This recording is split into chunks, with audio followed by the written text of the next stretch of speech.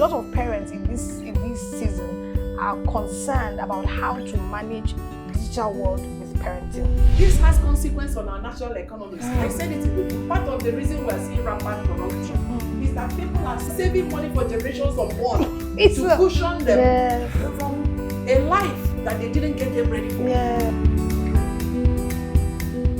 Hello there, welcome to Dove Eyes with Chinwekalu. As usual, I think it's great to be here, and I'm hoping that we all have a great time on the show today.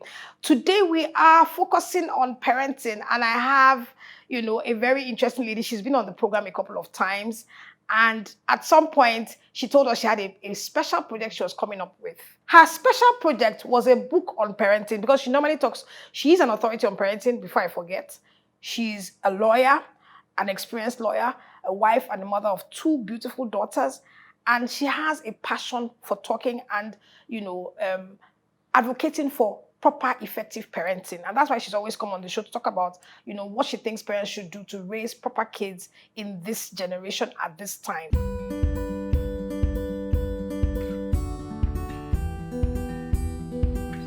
A lot of parents in this season are concerned about how to manage the digital world with parenting. This has consequence on our national economies. I said it in the book. Part of the reason we're seeing rampant corruption is that people are saving money for generations unborn to cushion them from a life that they didn't get them ready for.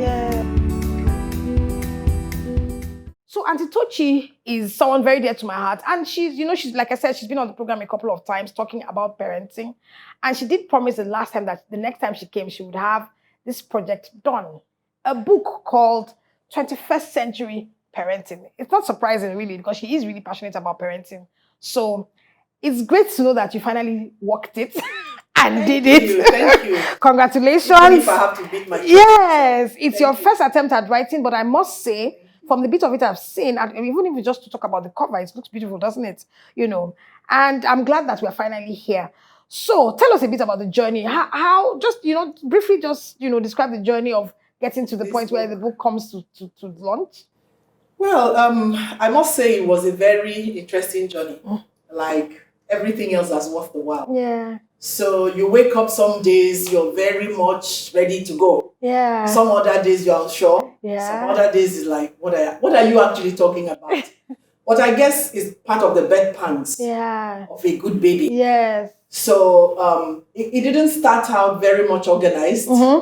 Scripts here and there. You hear something interesting, you take it down. You read something, you take it down. You go somewhere, you notice something, you're like, I should talk about it. So, but I knew that altogether, I had this burden in my spirit, man. Write it down. Write it down. Structure this, and then I created and recreated so many scripts. The titles, the chapters, which way I wanted to go. And of course, parenting is a life subject. Yes, it is. Times and seasons change. My perspectives change. Yes. My realities change. Yes. My reaction to a few things changed. So I worked it all together. Yeah. So there was a first start, second start, third, but eventually, I think during the first lockdown of COVID, I sat down and thought, let's put it all together. Yes. So all that time we were like inside the belly of the whale. Really. All that time we were like inside the belly of the whale. I was always hunched over my dining table, writing, researching some more. But to the glory of God, about halfway through 2020, I could say I had something I could present as a manuscript. Yeah. It wasn't a perfect job, but I had entered that lane of I had something to give an editor to discuss with the publisher. So here we are today. Fantastic. I really, really love the cover, and I think it just tells the story right away. Anybody who's looking for information on it knows exactly what you are getting. Yes. And it's a good resource book. Yes, I think it is wonderful. Some interesting topics. Yeah, even though you say it yourself, like you said, so tell us what is the primary thrust of this book that you have written on parenting? Well, let me say that I'll use a topic I used in the forward, after the forward, in the introduction, and I said, starting with the end in view. Starting with the end. Starting with the With the end. end in view. There is an end game for parenting. It goes beyond just conceiving, carrying the child, putting to bed, and then you run through the daily meal of doing the normal things parents do, and at the end of the day you crash into your bed tired out. No. God has a plan for humankind. True. And the society we seek to have, we have to build it from the family. Absolutely. It is the children now who would carry this torch and run into the next century, the next generation. And God desires a world, an earth that is continually and perpetually filled, replenished, filled. And then children who are strong enough to hold down agitations we're seeing all over the earth today. So in the parenting we are recommending to people here, we have that end in view. Great. That end that will meet the need of God. Raising children who will reign with Christ as kings on earth. Absolutely. So that is it. And that's the primary thrust of the book. And really, when you talk about 21st century parenting, it is a bit different from what, we were raised in the 20th century and are now raising children in the 21st century. Have raised a couple in the 21st century. And we have all these battles, So tell me, what would you say is the difference between why 21st century parenting? Are there peculiarities to 21st century? Well, you can say that again, quite a lot. Coming back to our own era, we were raised up in a close-knit environment. That environment was the home, the church, the school, and our immediate community. Yes. I needed to move from community A to community B physically to be in community B. Yes. But all that has gone. Yes. We are parenting in a worldwide environment. Even though we're here. Even though you are in Nigeria, you are in Lagos. You're parenting globally. Yes. So that changes the dynamics. My voice is not the only voice that is speaking to my children. Absolutely. The environment is speaking to them. They get in the car to drive from here to Lekki. The environment is still speaking to them. That little gadget they have on their palms is opening up very, very extensive portals. Yes. Information, resources, contacts, everything. So it's a totally different ballgame. I'm speaking, other things are speaking. Yes. I'm teaching, other things are teaching. Even the things I'm not teaching, someone else is putting it at their disposal. Yes. Just at the click of a button. So what do? I've got to raise the bar. You do. And realize that my voice has to be the strongest voice. And the most effective. Absolutely. Because there's no point raising it when you're not effective. So my voice, the voice of every parent, has got to be the most impactful, untimely, enough, strategic. Yes. So that's what we're trying to do. Wow. Absolutely spot on, I must say. I mean, and you have the perfect words to describe what we're talking about. Now, like you said, we live, you didn't want to use that word, but we live in a digital age because that's what makes it possible for people to be speaking, influencing, impacting our children without us being able to do anything about it. And a lot of parents in this season are concerned about how to manage the digital world with parenting. I know you have addressed it. So let's talk about that. That is the primary concern of the parent of today. Yes. If I'm raising my child, my children are all grown and out of the house. Mostly out of the house. So I'm no longer worrying about these things. I've done the bit I think I can do, However, there are lots of parents out there who are raising young kids. And I look at them, I just feel so sorry because it's like you are dealing with things that are really way beyond us. What do we need to tell these parents? I will start by saying that we should come to a place of reality, acceptance.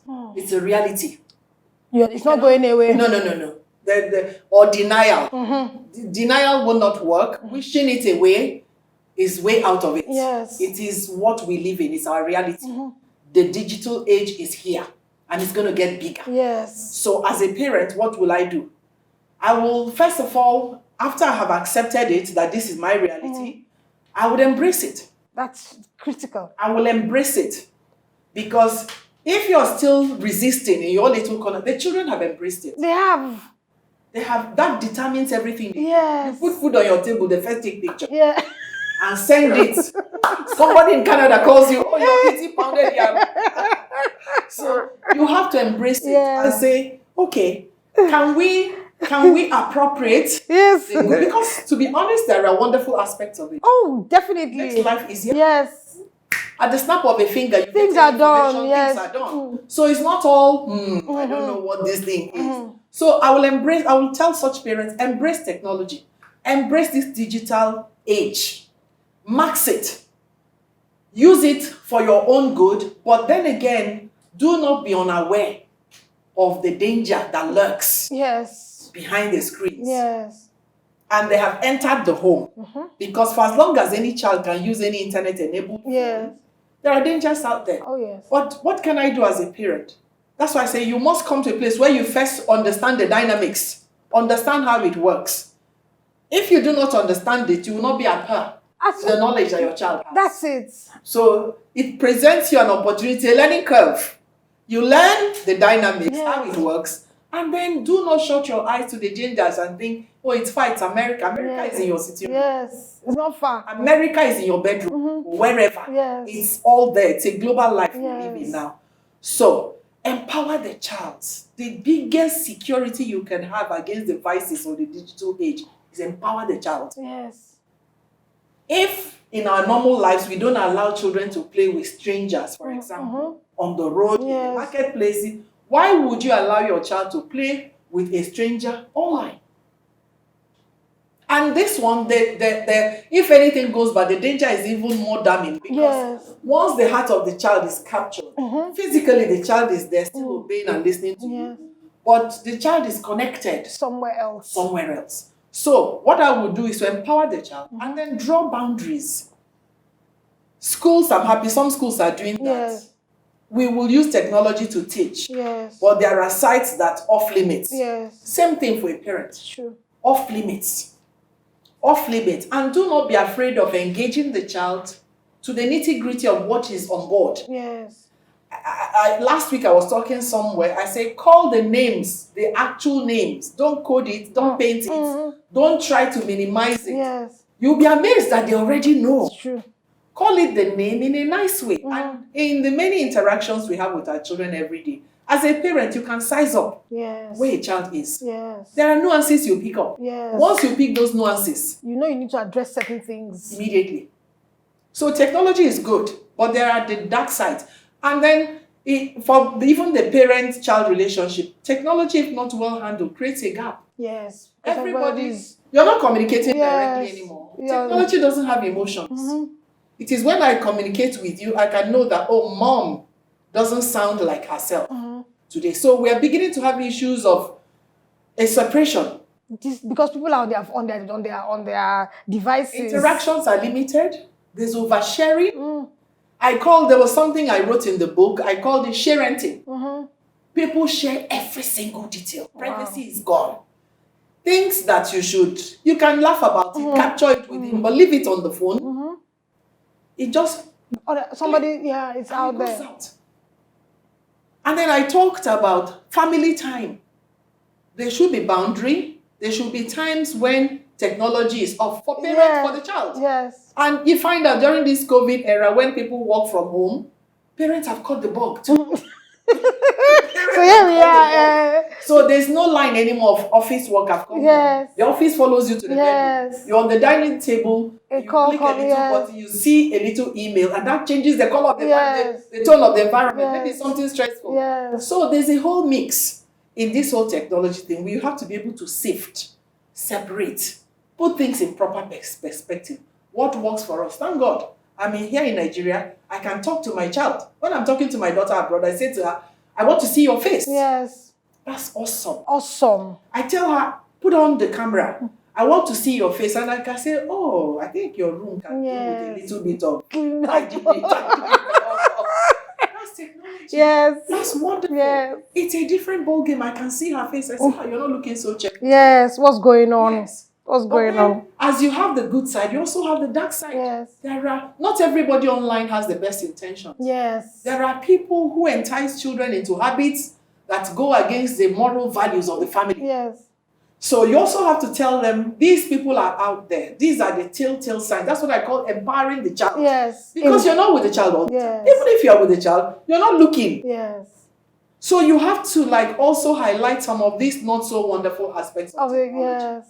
So the child is aware. That's the biggest protection you can give the child. Beyond putting all the physical structures that will put firewalls, yes.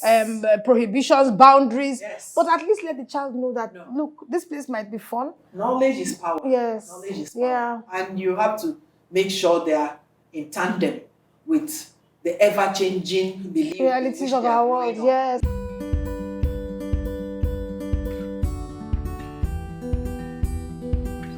A lot of parents in this season are concerned about how to manage the digital world with parenting. This has consequence on our national economies. I said it in the book. Part of the reason we're seeing rampant corruption is that people are saving money for generations of one to cushion them from a life that they didn't get them ready for.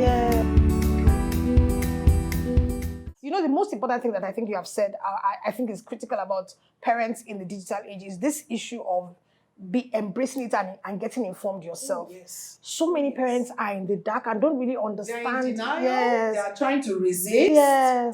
It's a very strong, it's a tidal wave. Yes. That you can't you can't even dam it. You can't even stop it. You can't. It's here for good. Because there's so much that it brings to our lives that is positive that it's impossible to stop it. No. So the first thing is get informed.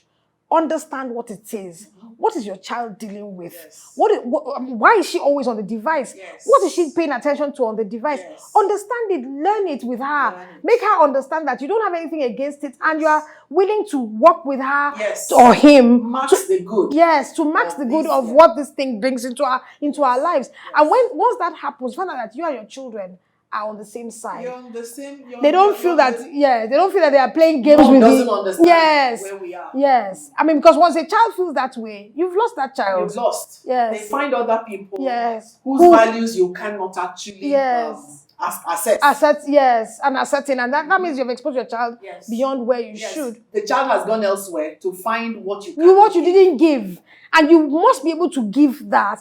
And it requires time, intentionality, understanding it. A lot of intentionality. Yes. A lot of intentionality. And you have to continuously upgrade your knowledge of what it is. To the extent that child is still with you, upgrade so that you understand you are growing with her. And it's a learning curve. It's a really serious learning curve. I can tell you that. Sometimes when I say, come and tell me what to do, once they teach me, I try to improve on it. Yes. So that when we have our conversations, I don't keep asking, what does that mean? Yes. What's that? How do I do that?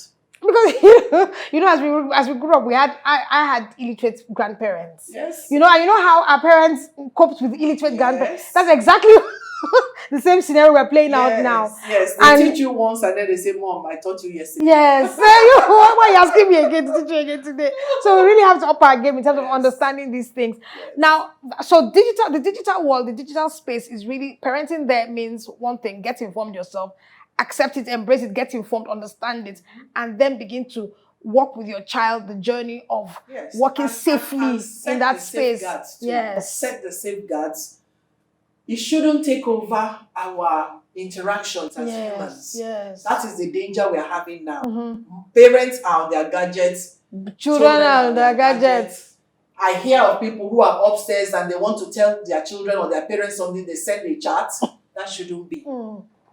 The gadgets can never take over, can never replace personal interaction. Yes. Bonding. There's so many benefits to bonding. So we must be wary of that. Draw the boundaries. What can work? There must still be family time. Yes. When we're on the dining table, please don't bring no phones. I've had to say that to my daughters a lot when their friends come and they are eating and their phones are like, you've done the photo ops. You can put aside the phone so you can chat. And have a real relationship with the person you're with. And then this whole digital thing is reducing empathy. Because emotions are not they don't seep through the devices. So they're clinically caught and all that. And then they just say it the way they want. And I'm like, it's not that simple. People still always enter the other person's shoes and see how they feel. So those are the subtle things. but really changing our world, if you know. It has changed. Yeah. It has changed. So a lot of times when we're not battling with all these things, it's like you almost put God in the rare. Where is the God factor? Is that still critical? Is that still important? Very much so. Technology can never take the place of God. Yes. I believe God gave the intellect that brought about technology. And as much as technology has advanced, expanded the horizons of knowledge, there are still things that are inexplicable. Yeah. And that's what I call the God factor. Yes. That was the closing chapter of the book, the prayer and God factor. Yeah. You can make all the best plans. You can put all the best things in place. But we say life happens. Yes. Only God is omnipotent, omnipresent, omniscient. Human beings get tired. Yeah. Technology fails. We saw technology fail us during COVID. Yes, absolutely. We saw it. So even if I don't have any other explanation, the world had to do a catch-up before we began to like systematically and effectively, hopefully, came to a place we could address this. Yes. But the God factor is the one that, come what may, it's reliable. Yeah, It's reliable. It does not fail. It doesn't fail. And the things I cannot do in my human capacity, someone else bigger than me can do it, and that's the God factor. Yes. And there are things I don't know.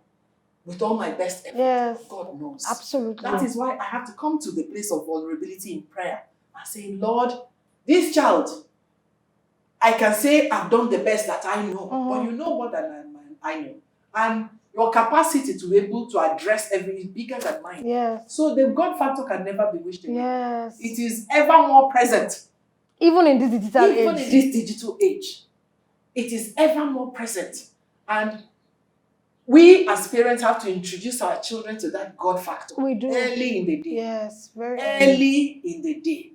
They not only know it, they watch us. Live that life. Live that life. And we bring them along in our journey. Yes. It's not okay to sit on the couch Sunday morning, mom is going to church. Yes. Where's your parent? Where are your parents? They are praying. God is a God of Abraham, yes. Isaac, and Jacob, and all the others, Joseph and all them. Yes.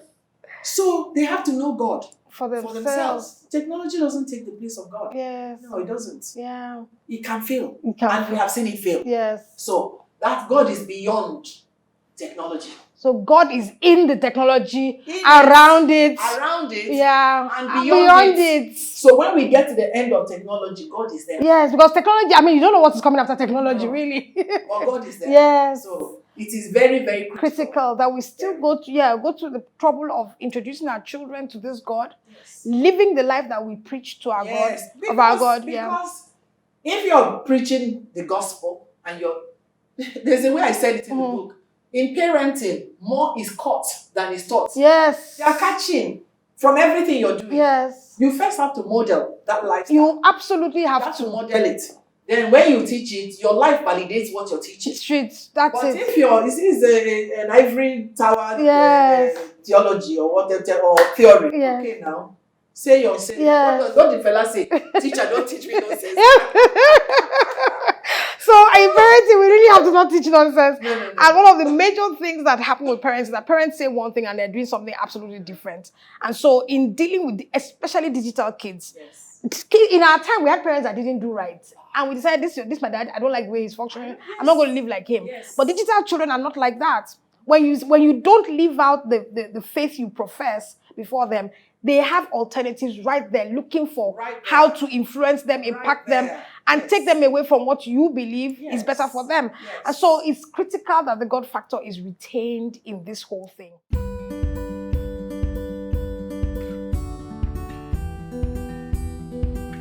A lot of parents in this season are concerned about how to manage the digital world with parenting. This has consequence on our national economies. I said it in the book. Part of the reason we are seeing rampant corruption is that people are saving money for generations unborn to cushion them from a life that they didn't get them ready for.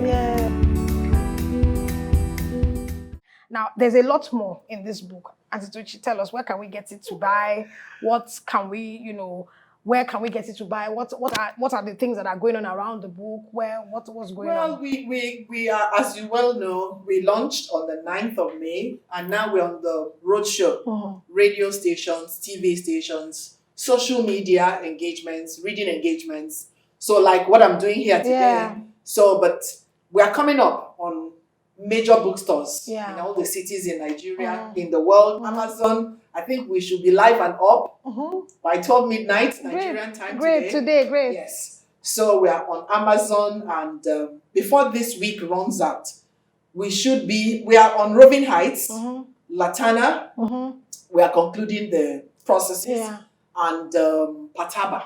Great. So those are major bookstores here in Lagos. Yes. But if you want it today, you can contact Dove Eyes. Yes.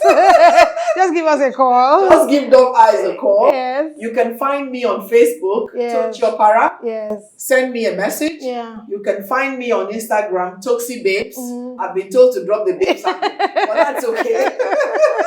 So Instagram, Toxi Babes. You can send me an email, tochiopara8@gmail.com. Tochi Opara 8 at gmail.com. Facebook Tochi Opara. Yes. Instagram at Toxi Babes. And you can contact Dove Eyes. Yes. Say, that lady, I like what she said. Yes. Where can I find her book? Yes, and I'll definitely tell you where she is. The Dove Eyes number is 080-3201-2458. Feel free to call us and we'll let you know exactly what to do to get a copy of the book. Auntie Tochi, I love having you on the show, and I know that we can go on and on. Oh, but yes. Oh yes, you can look at the yes, chapters of the book. and then keep looking and looking. But at the end of the day, I want people to be able to discover the book themselves, and so it will be great for you to get a copy of the book for yourself, and especially if you have young kids. Aspiring to yes, or you're aspiring to premarital. Yes, you need to be able to understand what's required of you to raise your children. It takes a little more than just having them now and having money to pay school fees. It goes way beyond that. And even beyond, just the basics of parenting. Before you start talking about parenting in a digital age, the book has all the information that you need. And I just want you to get yourself a copy and ensure that you read through the book and get the whole wisdom, all the wisdom that lies there. As basic as who is a parent. Yes. We dealt with that. Yes. So, discipline, building resilience. Yes. Collaborative parenting. Yes. Because sometimes people think I'm working very hard. They are with their mother. Yes. That's not parenting. Yes, that's not parenting. You could have called it mothering. Yes. Yes. So there's just so much that is in the book that you need to get engaged with. We're going to keep getting her on the show every once in a while, talk about parenting, and look out for her because she's also getting opportunities to speak. And if you need her to come speak at your engagements, that have to do with parenting, I'm sure she's also PTAs, we speak at seminars, PTAs. Premarital counseling classes and church programs that are around family and lifestyle. Yeah, so there she is for you. Auntie Tochi, thank you once again for coming on Dove My Eyes. pleasure. Yes, it's always a pleasure to have you. Thank you very much. And I'm wishing you all the best as the book continues to travel around the country and the world. I believe that the message is a strong message, very relevant message for our times, and I'm sure that we're going to be. So let's just have a last word from you before we go. So what I'll say to every parent is you have to up your game. We are dealing with more serious issues than we ever anticipated. Yes. You have to up your game. Thank God for the one you're doing right now, but there's a lot more. You have to make sure you are bringing up children who are resilient, rugged, and ready for the world that is beyond your doorstep. Yes.